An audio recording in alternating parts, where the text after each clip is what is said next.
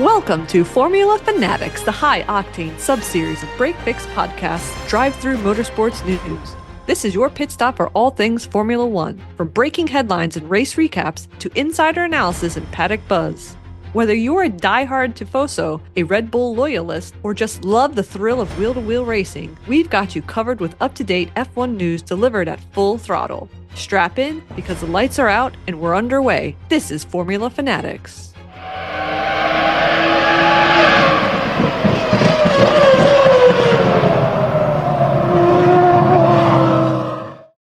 You know, it's a good thing the schedule worked out just so that we weren't able to talk about Japan on the last Formula Fanatics episode, because this month was devoid of Formula One races due to the excursion.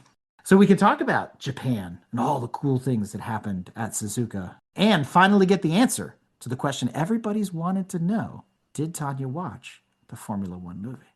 And what does she think? So let's talk about Japan a little bit. It's been a minute. Do we remember the race? Remember? I took copious notes for you guys. What race? Japan. I'm kidding. Who won? Oh, yes. Now I remember. Who won? Tell me who won. Your boy, Kimi. That's right. Kimi. And we saw the return of Piastri finally. Yes. Yeah, he led for a little while. Not long enough, though. You know what he was doing? He was outrunning the IRS. That's what he was doing. That's why he was hauling ass.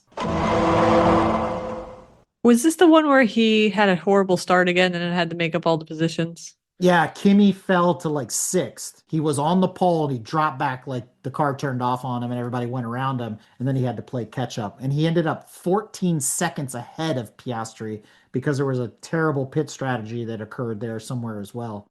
This is the race where we were talking about the disparity in speed that caused Beerman's terrible wreck, given that his car virtually like almost fell on its face slow. And then no, it was somebody in front of him, and he. It was Ocon who dropped anchor. Correct. Yeah, or it was Gasly. Like one of the two of them dropped anchor because he had zero energy, and Beerman made an evasive maneuver, and then he ended up hitting the wall. They said at 50 Gs. That was the impact, which he got up and walked away from. I mean, he was holding his ankle, but still, I'm like, bro, that was a hit from hell. And I watched that replay a bunch, and it was just like, wow. Yeah, that was tough to watch, but it brings up a lot of questions about, like, the disparity in the speed and everything. And there's been some rule changes over the last month where it's been dark because of the races in the Middle East. You know, the FIA is saying maybe this 50-50 electric motor thing wasn't such a good idea. Really? It's like Volkswagen not listening to its consumers. Like, not even IMSA and the ACO do a 50-50 split. Like, it's always like an 80-20. Like, the electric is just a turbo, basically, at the end of the day. And it gets them out of the pits and, you know, out of the corners and stuff, like kind of acts as all-wheel drive, you know, that kind of thing. This is bonkers, and it leads to that Mario Kart bullcrap, because the same thing happens in a video game, right? Suddenly Donkey Kong drops anchor, and you're in the woods, and you don't know why. It looked exactly like a video game. It was nuts. It was Colapinto. That's who was all those back markers the same. But now, the cleanup from Beerman's accident. Remember, we talked about China, where they had like the 100-year-old tractor and like the 3 old guys with like, I was like, what are we doing?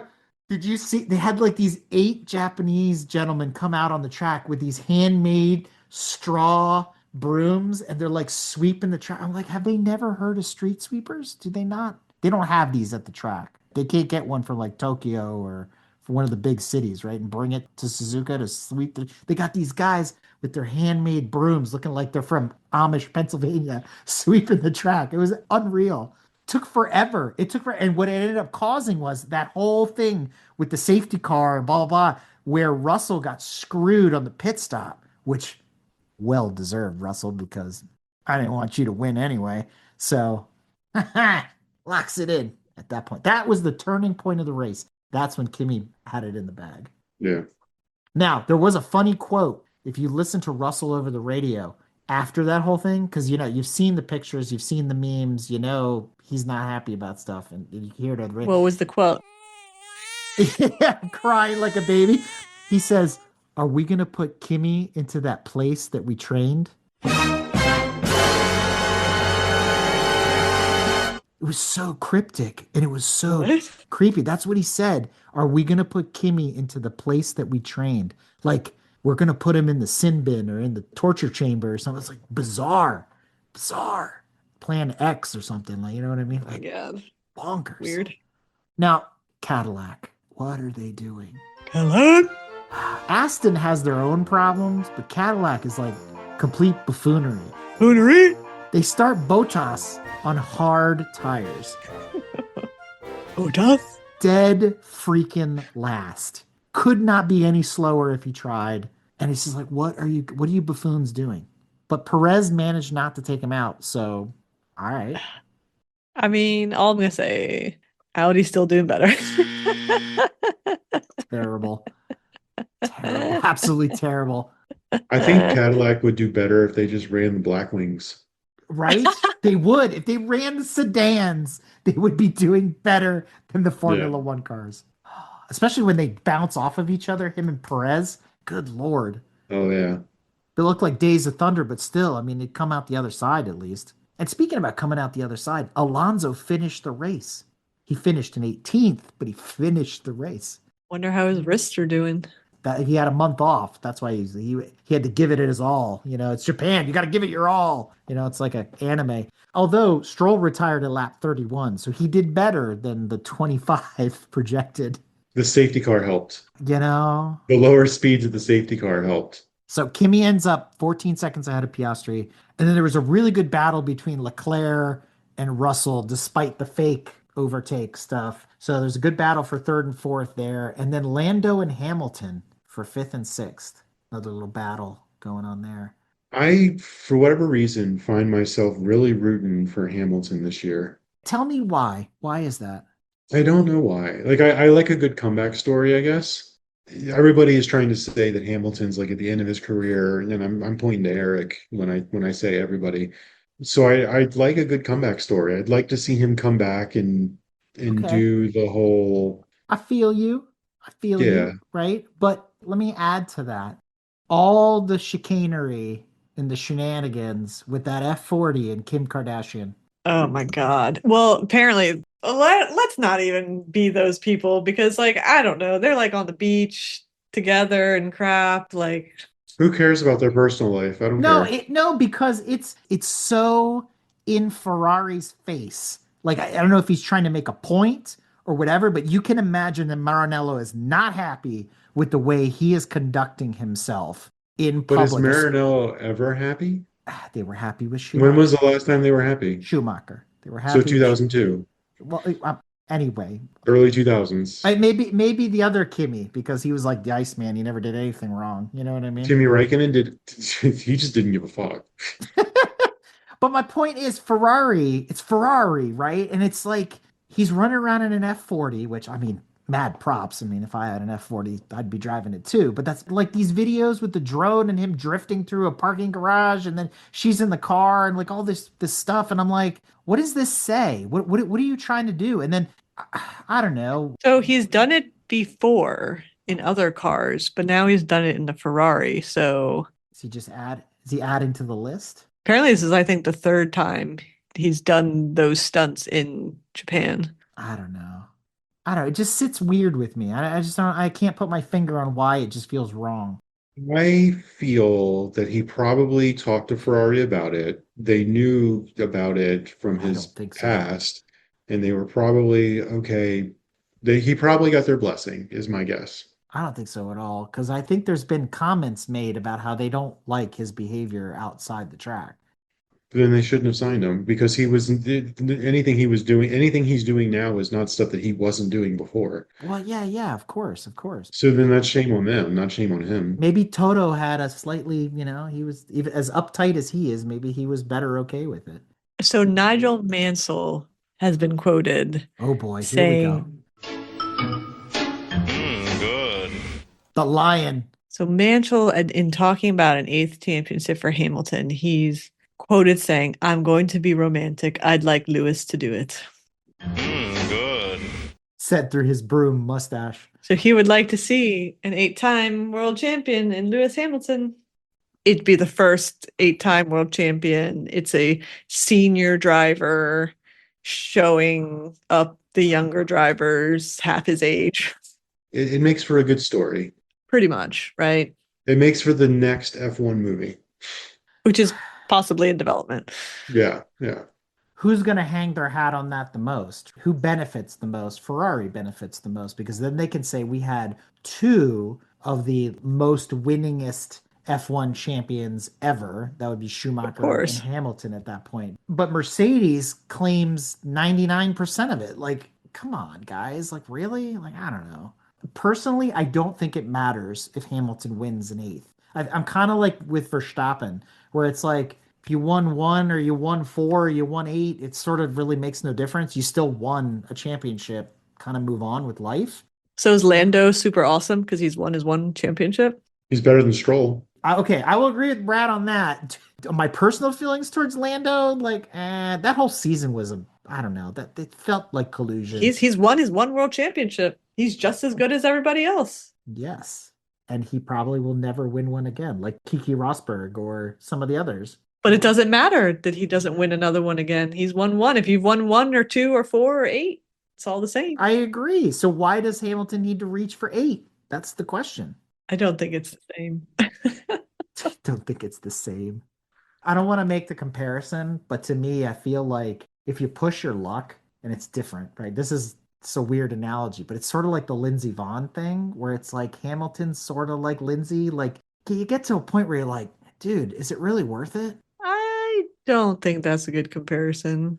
Actually, I kind of think that's fairly accurate. I don't think he's acting reckless. Not to say she was being reckless, but I don't think he's out there being a reckless driver. No, I mean he's fairly competitive, and I think Lindsey Vonn was fairly competitive even at Lindsey the Vonn went into the Olympics being yeah, a world champion yeah. after several years of retirement, and at her age of 40 or 41 years old, she was at the top of her game And a ton of injuries too. Like she had a ton of injuries and stuff. Yeah. while having recovered from past injuries, etc. So for people that criticized her, she shouldn't have been there. Why was she ranked number one then against people half her age? You know what I'm saying? It was a very unfortunate accident that she had. That was almost like a fluke. She made a poor decision, which arguably you could say Hamilton could make a poor passing negotiation error, but even any of them could. And any of them could right now with this stupid speed disparity. Oh, yeah, Because that's exactly 100%. what happened to Beerman. Yeah. If Stroll is allowed to be out there, then there's absolutely zero reason why Hamilton can't be out there. I guess There's so. no reason why even Nigel Yes. Mansell can't be out there if Stroll's allowed out there. How many people has Lewis taken out? How many people has Lance taken out? Yes, I can't disagree with that. I mean, absolutely.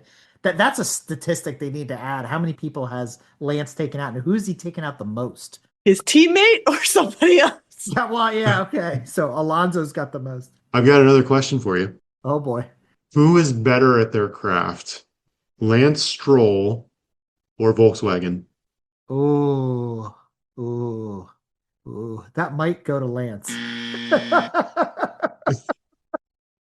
Ah. Who's got more money? Lance Stroll or Volkswagen?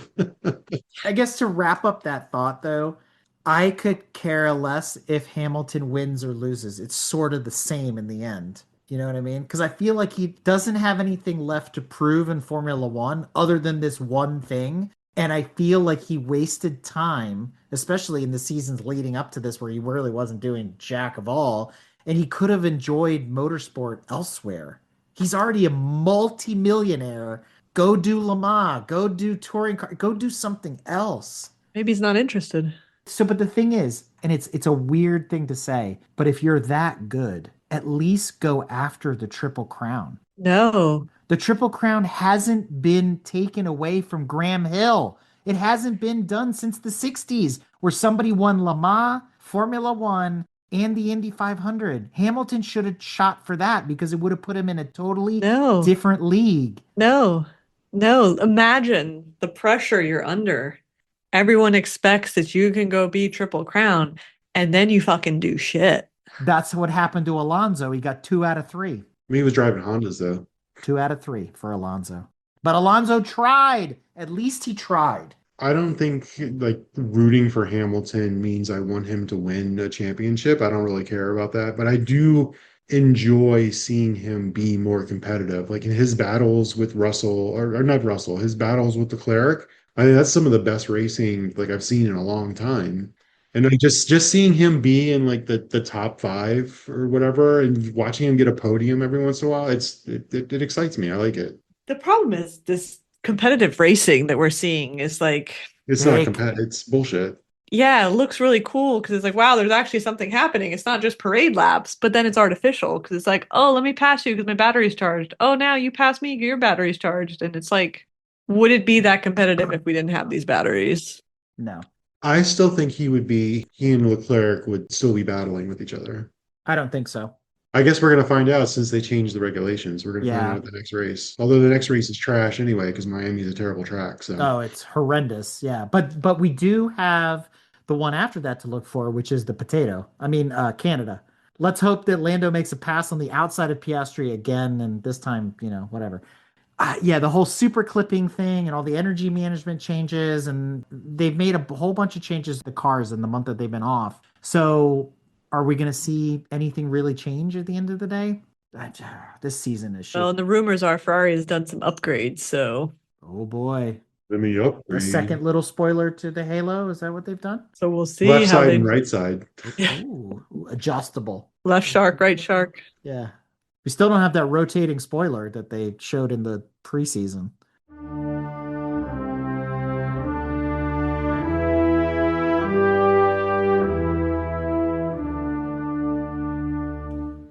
So to wrap up Suzuka, Tanya, where did Audi finish? I think 11 and 13, solidly in the middle. Solidly sucking. Yep. No, I don't know why you're saying that for a first time out team in Formula One, and they're solidly in the middle. I don't think that's that bad. Everyone thought Cadillac was going to come out and be at the front, and they're fucking dead last getting lapped. They are unfortunately the laughing stock. They're kind of where Haas was like 20 years ago. You know what I mean? It's like terrible.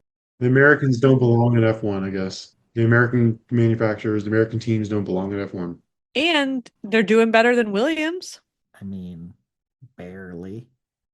Doesn't matter. I mean, I think to think they were going to be 1-2 suddenly, first time out, I don't think was realistic. But No. I think being in the middle and actually fighting for points and getting points, actually, I don't think that's a bad place to be for like the third race. That's better than DNFing constantly.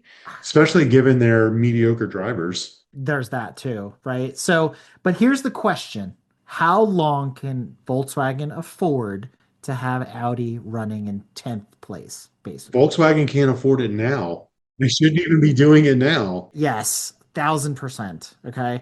So does it really matter that we're excited about Audi when there's the high probability that they won't last 2 seasons? But maybe don't this know. is one of those things where like you build a company to sell it. Maybe they're building the Audi F1 team to sell, although it's Sauber, isn't it? It's Didn't they just slap Sauber. their name on it? So Yeah. more F1 teams that don't really deserve to be there. They should have died out, just like Williams. 30 years ago. Yeah, Yeah. like whatever. So I don't know. That's the disappointing part. That's why I keep going there because we're excited, but it's like meh. It's all meh. And Audi's only doing okay because the Astons are falling apart. The Cadillacs are garbage. So that's 4 cars that are out of their way. So if we count up from 22, we're already guaranteed to be an 18th. No, but it doesn't matter. That just means that Audi's engineers are doing a better job than the great Adrian Newey at Aston Martin, whose car is a fucking piece of trash, and Cadillac, who's so good everywhere else, and their car is hot garbage also. So what does that mean? Are the Audis doing that well? Because Bonotto keeps saying that there's problems with the power units. Bonotto's an idiot also, so there's that. Hey, he's in charge now, okay? He's in charge. He's setting expectations for when is. he ruins the team. He's looking Basically. for an excuse. He's the racer excuse. So when he stars in the 3rd Ghostbusters movie, like what do we And do? maybe there are power unit issues that are causing them to be in the middle of the pack. Which, if they're still in the middle of the pack with power unit issues, that's pretty impressive. They keep using those 2-liter turbos. That's the problem, right? We already know there's an issue with them. So, They got a 1.8T in there. That's why they're in the middle of the pack. well, yeah, everybody else is running 6-cylinder, and they're running They need to four. run a VR6. They need to put that Yeah. 3.2 in there from the Beetle TSI or RSI. Yeah, 100%. It's just disappointing. It really is. I also think that had Audi had the opportunity to have better drivers, to Brad's point, they'd be doing better probably out of the gate. Because I don't think Bortlin and Hulkenberg have it in them to go any higher than where they're Or at. even if they had a better team principal. I mean, what if they had Christian Horner? Dude, I read that. I thought that was an April Fool's joke. Like, for real. Like, I was like, you have got to be kidding me. The headline, Audi rules out Christian Horner as the F1 lead. That man is unhirable. Like, you think if Audi stooped to that level and hired Christian Horner, what would that say about them? Would you feel the same way, Tanya, if Christian Horner was the principal? I mean, it would not look good. It would not look good. But see, look how good they're doing. They're rejecting Satan. Be gone. They've welcomed Jesus Christ into their hearts and into their lives. Oh, can you imagine Christian Horner at Audi? Like, what? What? He must be pretty desperate. They would have to be I'm pretty telling desperate. you, he's unhirable. He's never going to have a job in Formula One ever again. He's going to end up at Cadillac. You know, they might just stoop to that level.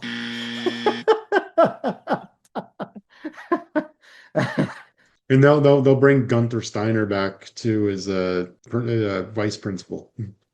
So Miami's a wash because it's like Monte Carlo. Where you qualify is where you're going to finish. So that's the end of that. How do we think Audi's going to do at Canada, which is actually a pretty fast track? Better than Cadillac.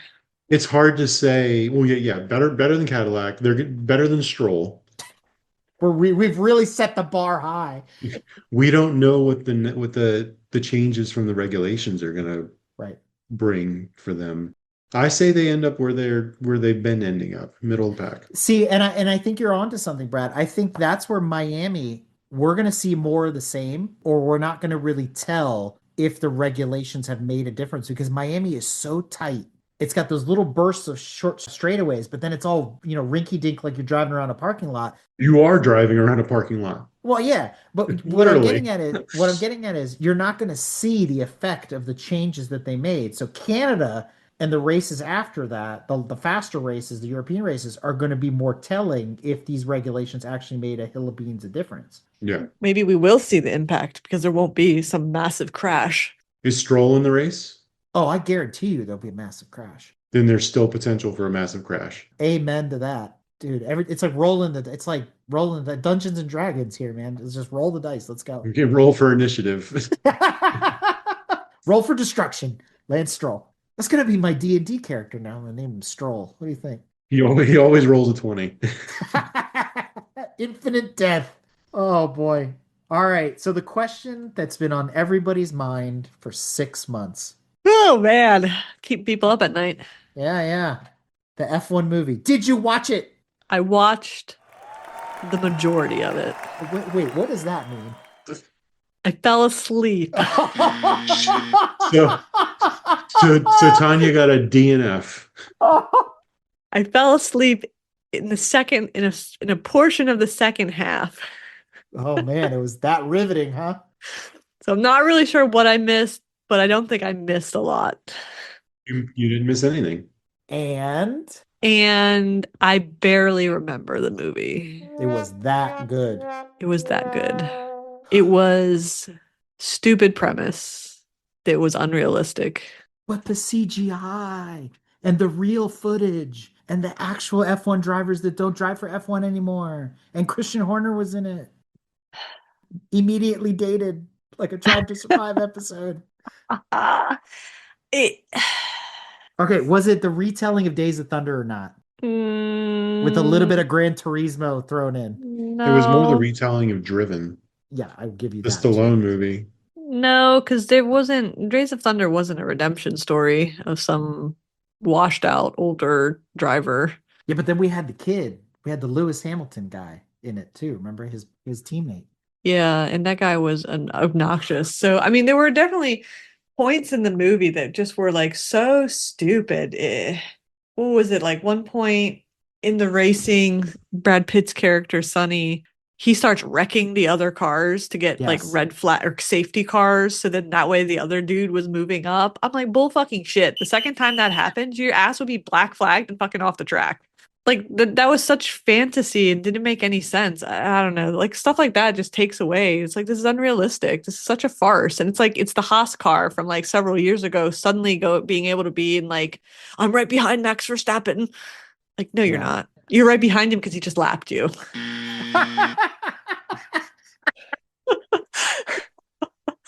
So what you're saying is you really enjoyed this movie. I mean, it was fine. If you check your brain at the door as a motorsport enthusiast, then yeah, you're 100% right. I mean, cinematically, it was nicely done. I mean, I will give it that, right? Like all that and the camera angles and blah, blah, blah.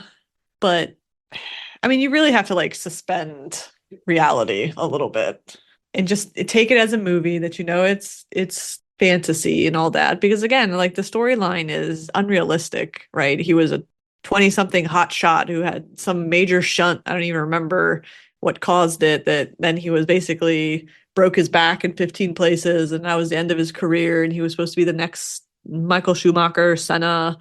He even raced against them. Sounds like the beginning of The Last Chase. Remember how that started? There's no Burgess Meredith in this, though. I did like Javier Bardem's character, though. He plays, you know, one of the typical Italian team principals, not Benotto. Definitely not Benotto. I liked his character. That was like probably my favorite guy in the movie. I would have needed to have rewatched it again. No, it's 2.5 hours of your life you didn't get back the first And it was, time. and that's why I fell asleep. And I watched it on a plane, so that's awful. It was too long. It was a great plane movie because you need to kill that much time. Right. But it was very long, which is what deterred me from watching it that one time. You're like, let's watch it. I'm like, how long is it? You're like 2.5 hours. And it's like 8 o'clock. I'm like, nope. No. Now, having seen it, would you recommend this movie? So I'm doing the Steve and Izzy thing now. I mean, sure. If you have 2+ hours and you want a sort of an action-y movie, if you want to classify it as that, I don't know. What did you learn? What did I learn? That apparently you can go from 30 years later driving a Formula One car to then into another Formula One car and win magically. Terrible. So now that you've seen it, do you think there's room for a second movie, F2 or whatever they're going to call? We're going to go backwards. No. F-U. What would it be? Right? Is it Brad Pitt going to be in it? Because they ended the movie, spoiler alert for anybody who waited 6 months and is still going without seeing it. Turn off the volume right now. He left the team. He won his first F1 race ever. Not a world champion because it was just one race, but he's the champion of that single race. So he got his one podium, first place. And then he's like, okay, I'm done now. I'm exiting Formula One. And then he goes to like the Baja 1000 or whatever it is. So what's the premise of the second one going to be? Baja 1000. Well, that's not F1. No. And Joshua Pierce, dude, didn't take the Mercedes seat from Toto and is going to stay with the Haas team there. And I guess in the second one, he's a world champion now or about to be, or like, so what would Brad Pitt come back to do? Like coach him again? Like Team principal. He'd be Alonso. Like, is he coming back and he's going to be the team principal? Because that would be boring AF. Yeah, it'd be terrible. Absolutely terrible. It's gonna be Ocean's 11 in F1 cars. Like, is he even in the next one? You'll just see Brad Pitt in the background eating like he does in all the other movies that he's in. That's all he's gonna do. Stand there and give one-liners and eat some food. It's terrible. You know what movie I would watch? What's that? And look forward to? Ooh, I think I know where you're going with this. Because the little rumors are bubbling up to the surface again. Even Jeff Gordon has been saying stuff. Oh, well, you're going somewhere else. Because I think he's been talking to Mr. Cruz. Days Could of we Thunder 2. possibly have a Days of Thunder 2? Oh, see, I thought you were going to talk about the Schumacher movie that's coming out because that looks super good. Have you seen that where they follow the life of Michael Schumacher? Mm-mm. Oh, yeah. It's sort of in the guise of the Senna film in that sort of style and everything. And it looks really good. I'm trying to remember what it's called now. I saw an actual trailer for it. It's epic.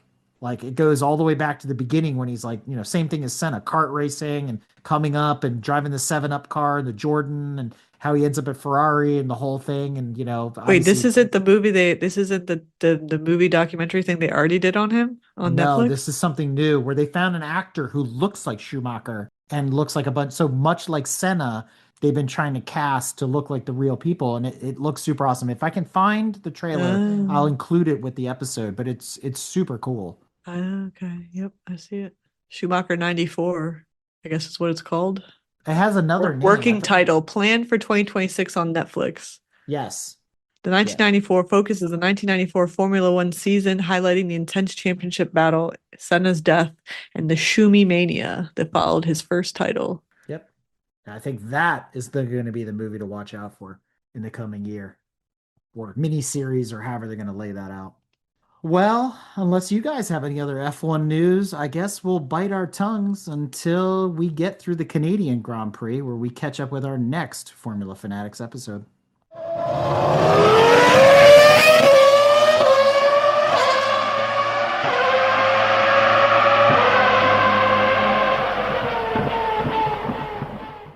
The Drive-Thru is our monthly news episode and is sponsored in part by organizations like CollectorCarGuide.net, Project Motoring, Garage Style Magazine, the Exotic Car Marketplace, and many others. If you are interested in becoming a sponsor of The Drive-Thru, look no further than www.motoringpodcast.net. Click About and then Advertising. Thank you again to everyone that supports the Motoring Podcast Network, Grand Touring Motorsports, our podcast Break Fix, and all the other services we provide.